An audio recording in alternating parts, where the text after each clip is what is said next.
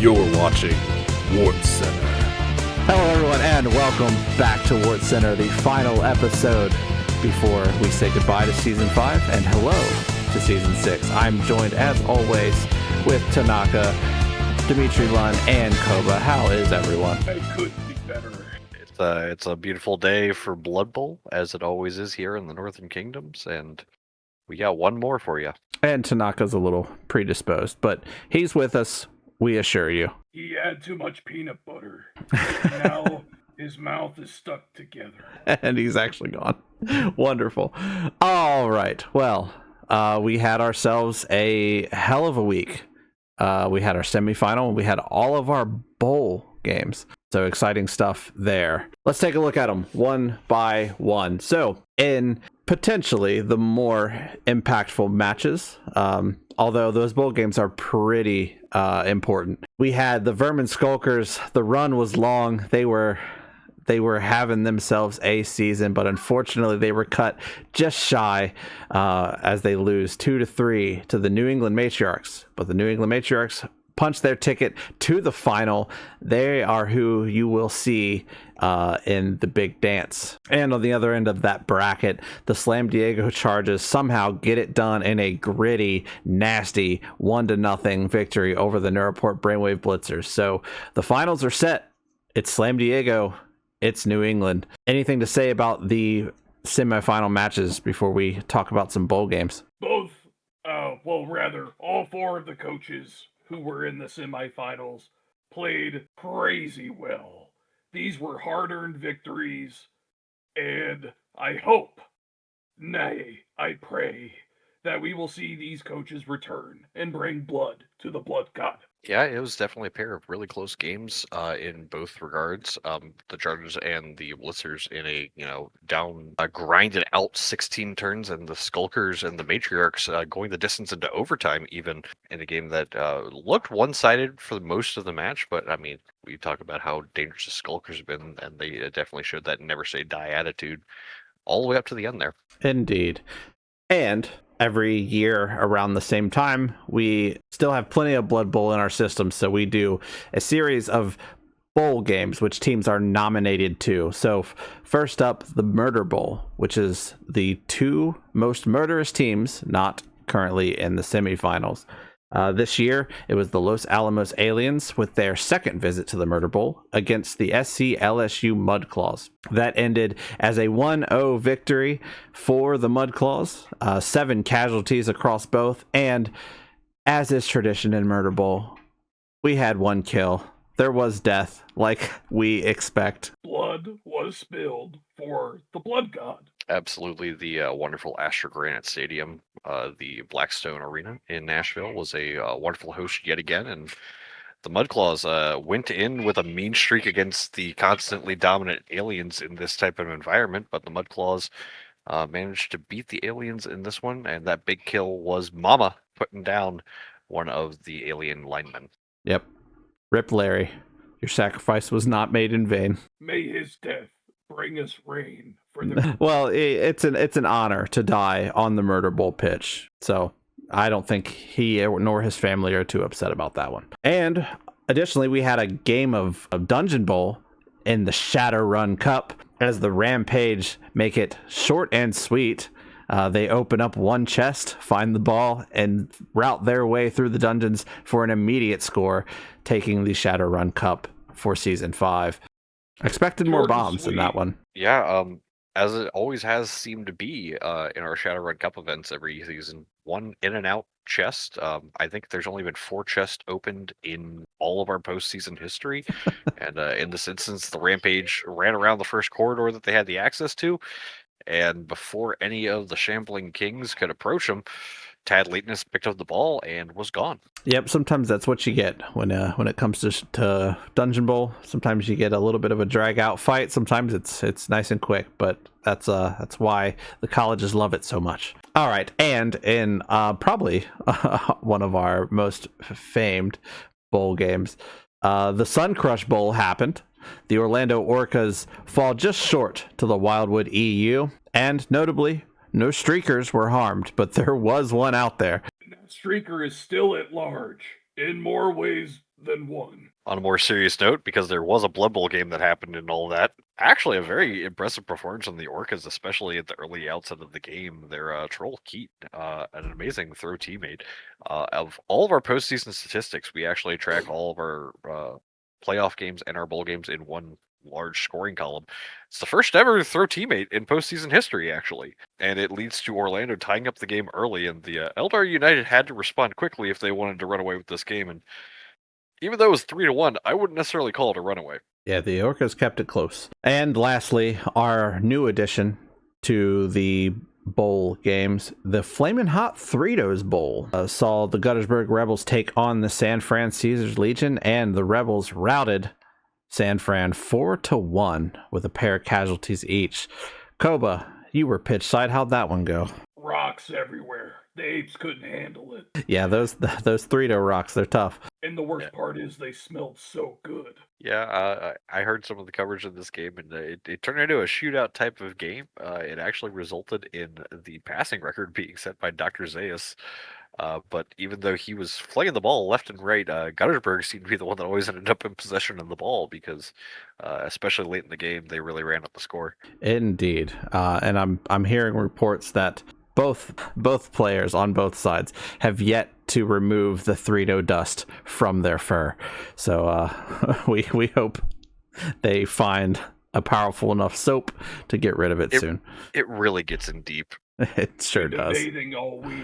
All right, but now that we've covered week 12, there's only one thing to talk about. There's only one match left. And as you see the bracket here, it's almost complete. It is nearly finished, nearly ready to be varnished and put up on the wall. The New England Matriarchs, the Slam Diego Charges. No upsets on this bracket. Number 1 versus number 1. Two heavyweights are going to fight for that pennant on the NKBBL trophy. So let's talk about it. Like we said, number 1 seeded Matriarchs, number 1 seeded Charges. These two teams are built perfectly for postseason. The Matriarchs come in just slightly cheaper, but they will have about $200,000 to spend. So not nothing as they go into this match against the stalwart Charges. And the record, it's nearly identical here. Both the Matriarchs and the Charges ended the regular season with 8 wins. However, Charges pulled away 2 ties, and the Matriarchs did drop 1 game to the Brainwave Blitzers and got that 1 tie against Slam Diego. So there is a bit of history here. These two teams have played, but they have not. Neither has won. So this is the final decider. And then obviously there's the whole host of stats which we can get into in a little bit more detail, but I want to turn it over to the desk for their analysis and picks on who's winning the championship. I guess, Dimitri, we'll start with you. Yeah, this is a big one, to say the least, and obviously when it's a championship game, you're thinking, well, of course it's a big one, but we've never had a team, including playoff victories, make it to 11 wins in a single season. No matter who comes out of this one, they will be the first 11-win team in NKBBL history. So that's really how impressive these kind of stat lines are, especially since we expanded to the 8-team playoff. And this is two teams that have put together already what are easily top-level seasons in league history. Like, there's, you wouldn't look at any of these individual sets and think of them as super impressive. I mean, to be said, 41 casualties caused on the season by the Chargers does stand out, as 40 casualties is a huge benchmark number to hit. But on the flip side, the Matriarchs have a highly impressive touchdown differential of plus 18, 27-4, only 9 against. That is an incredibly well-oiled machine when it comes to keeping their opponents out of the end zone. It's two teams that really do have, I wouldn't necessarily say a committee, but they rely on multiple players on their roster, spreading it around to keep their successes going. We've seen it all season for the Chargers. I don't think there's any true standout players, save for maybe Philip Reavers, who has been a absolutely great player in the backfield for Slam Diego. And in the same sense, the Matriarchs do have an absolute just Wrecking Ball frontline, Therese the Invoker, Sonya the Dancer, and to a lesser extent, the younger sister, Athalia Brightmoon. This grouping of players that are really at the outset of their success. I mean, there's just an awful lot to say, and we'll definitely have more to talk about when we get to the game and in our pregame sequence for you guys. There's so much at stake here. It's two coaches that have played each other very close as well. Second trip to the finals for Coach Brandon of Slam Diego. First trip to the finals, and well-deserved for Coach Waters of New England. Of course, New England was right on the precipice of making it into the finals last year after coming up short in the semifinals. But there's a lot here historically. These teams individually, these coaches, and I think after watching how those semifinal games played out, I think I finally have an idea here. Going all the way back to my preseason rankings, I actually had Matriarchs as one of my top 2 teams in the entire league to win the championship. And I didn't have nearly as much faith in Slam Diego, just on the merit that Slam Diego was a rookie roster going up against an experienced Matriarchs roster. Even though the full season predictions on the broadcast didn't quite end in my favor, shout out to Tanaka, I think I'm going to stick with my gut on this one. And the Matriarchs have put up 2 long years of success at this point. They do not lose a lot of Blood Bowl games, and this is a very dangerous, very capable Chargers team. If there's anyone who is capable of stopping this Matriarchs team, it is this Chargers team. But this Matriarchs team takes the ball and absolutely runs it down your throat. And the raw numbers would not tell you that inherently. They obviously look great. They wouldn't be in a championship game otherwise. But I think the Matriarchs are going to beat the Chargers in this championship game. It is the first time in league history we have a proper top-seeded division champion versus top-seeded division champion. We had the 3-division format a couple seasons ago where we did have a pair of division champions play in the final, but this is the first time we can truly say this is a case of best on best. And I think the Matriarchs have the experience on their side to finally push it over the edge. I'm going to take the Matriarchs. I think it's going to be 2-1. I think the Chargers are going to make it a slower game, which has been their MO this season.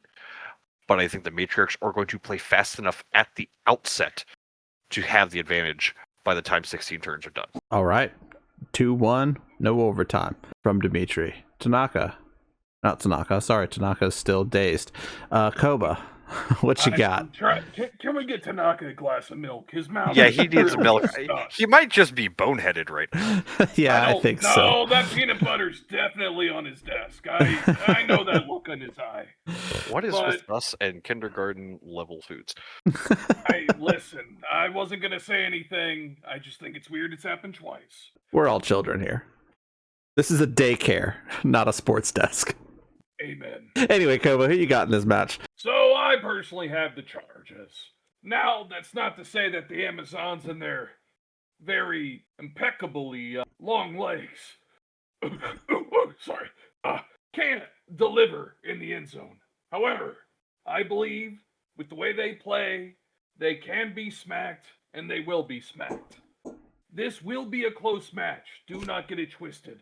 But I do have faith the Chargers will lay the smack down and get in the end zone. All right. Thank you, Koba. So I guess we've got a split desk with the absence of Tanaka, and it comes up to me to make a decision to break the tie, as it were. Gosh, I have a lot of bias here. Just being clear, the Chargers coach is one that's very close to me. I've played under him. Played under him. I did. Got to hoist the trophy with him, season 2. Go Jotunheim. But this is probably his toughest challenge yet. But I would have said the same thing season 2, going up against a red hot Khazad-dûm. That truly just unstoppable, it seemed, and somehow found a way in the final moments to win it. I think New England, they've been strong for 2 seasons straight. They've only stumbled a couple of times. Unfortunately, last season, it was just before this point. They got their act together. Now they're right there. But, the Chargers and that coaching staff, they've been here before. I think they know how to take the moment, not let it get too big for them, and deliver and execute where they need to execute. And looking at the statistics, the overall production is a little bit higher for Slam Diego. But the matriarchs, they don't top the chart in as many categories, but they are either second or third. They are right there, and honestly, they would be first if the Skulkers didn't, in a lot of these categories, if the Skulkers didn't go nuclear halfway through this season. So it's a bit misleading. But one thing that is interesting is they say defense wins championships, and both of these teams have an excellent defense. Because you look at the touchdowns allowed, 8 and 9. They've been back and forth for the best defense all year. So no matter how it shakes out, I think it will end up being a very low scoring game. Their previous match was 1-1, but we got to have a winner, so it's probably 2-1. And I'm letting my bias show give me the Chargers on this. But there is something I do want to. I want to set the scene for everyone before we get out of here on a pretty short show. It tends to happen when you only got one match to talk about. So this is season 5 of the NKBBL. We've been doing this for 5 years now under this current rule set. And 5 years ago it was 8 coaches in a small league, a small amount of experience. And but those 8 coaches, there was blood division, bowl division, just like we have now. And the first match ever for all of these players happened that week 1. And who was each of these coaches' first match? It was each other. The introduction to the NKBBL was Coach Waters, Coach Coyle, very first match they ever played. Now that we're seeing the edition come to a close, this will be our last match against each other in the same edition. So it's a storybook ending, truly. It begins as it ends. Our first experience with this edition of Blood Bowl will be our last experience with this edition of Blood Bowl, and I am so excited to see it play out. And I hope everyone is too. You're not going to want to miss this one. So please come see it live on twitch.tv/Dr. Coyle. Sunday, 6 to 6:30 p.m. That's Eastern time. So do your math calculations, but you don't want to miss this one. We go all out for our finals. We add the production value. It will end up here on Cabal Vision North, but due to the extra production value, it'll be just a touch later. Sorry, Dimitri. I didn't want to cut you off. No, you're good. Yeah. We do plan on doing a little bit of talking on the pregame.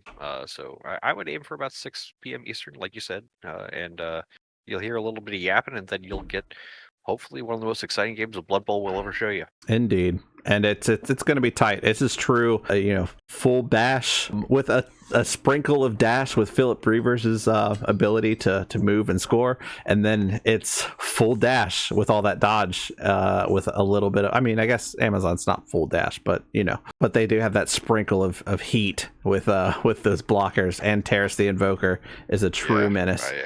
We haven't even mentioned on this broadcast Terrace Invoker.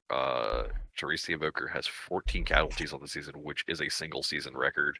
I know that we aren't trying to circle too on even more discussion per se, but this has been a record-setting season for multiple teams, not just the 2 on the pitch. And that huge 5 casualty game in the semifinals, I think, has really cemented a legacy for this team. Yeah, it is one of those things too, where the matriarchs have superstars. Sonya the Dancer will be an MVP player. Terrace the Invoker has a case for being much the same.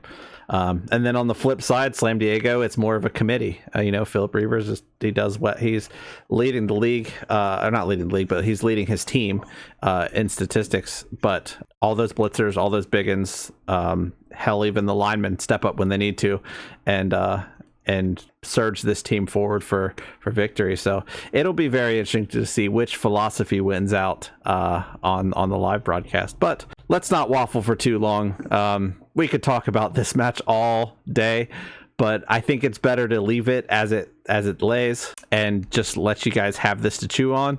And we'll see you at the finals. Anything else from the desk before we hop off? Blood for the Blood God, and remember, to place your parlays on Caesar Sportsbook. Use the code BOOM for 10 free gold. We hope you enjoyed the coverage that the NKBBL has been able to provide for you this season. Hopefully there will be much more of this in the future. Yep. So, without further ado, I guess that's it for us here at Wartscenter. We will see you all next season. Goodbye.